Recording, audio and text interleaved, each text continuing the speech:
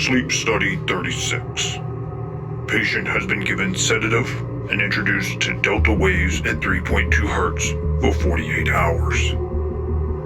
Deprivation tank length 168 hours. Commander, can you tell me where you are?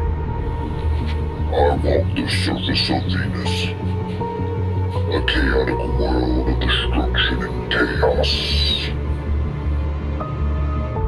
What do you hear? I hear my colleagues speaking to me, and then the voice of a dead-end ghost. They tell me to bask in the shadow of the Black Pyramid, and there I will find the true answer. Fascinating. Can you tell me more?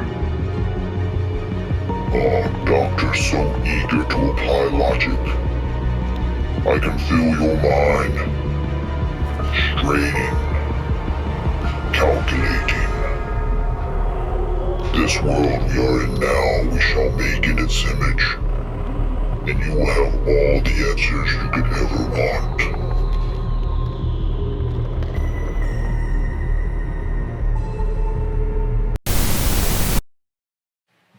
Welcome back to Creatures, Caverns, and Crafting. Today I have some cardboard cake rounds that are going to be perfect for making ultimate dungeon terrain.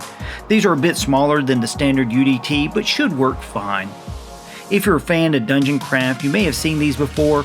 I'm just going to do my own spin on this excellent idea. Let's start by flipping this over to the cardboard side.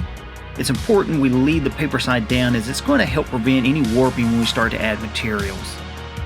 Here I'm mixing up Sculptamold, water, and sand, and then I'm just going to start smoothing it out onto the cake round. We'll let that dry for a few hours, and while we wait, I'll start creating my next UDT by tracing out the middle with a cup and outer edges with a smaller cake round.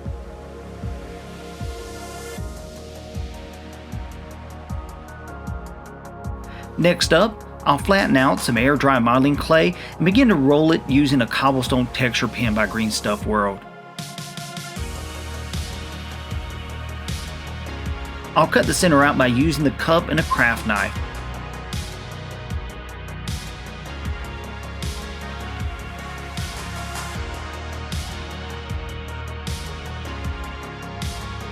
Be sure to use PVA glue to stick this down. Using the trace guidelines, I'll insert several more rolled out cobblestones. These don't have to be perfect, just try to line them up the best you can. I'll leave the outer edges alone. Taking more PVA glue, I'll spread this out in the cracks between the cobblestones and start to add sand and rock flocking.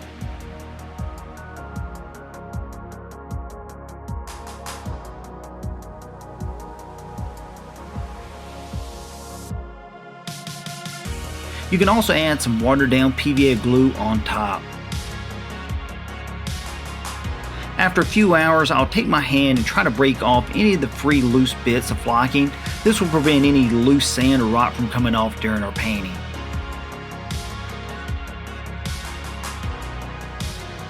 Next up, I'm going to paint over the UDTs with a mixture of Mod Podge and black craft paint.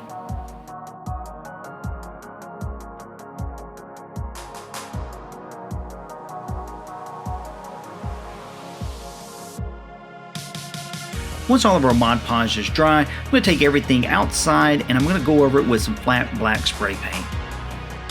Next up, I'm going to go for a center lighting effect on the first UDT. To do this, I'm using white, tan, gray, and yellow spray paint. I'll start off with white in the center and then yellow and tan as we move further out. What I want to do is leave the most outer edge gray and black. Don't be in a hurry to do this, just mix the paints and build to the desired output.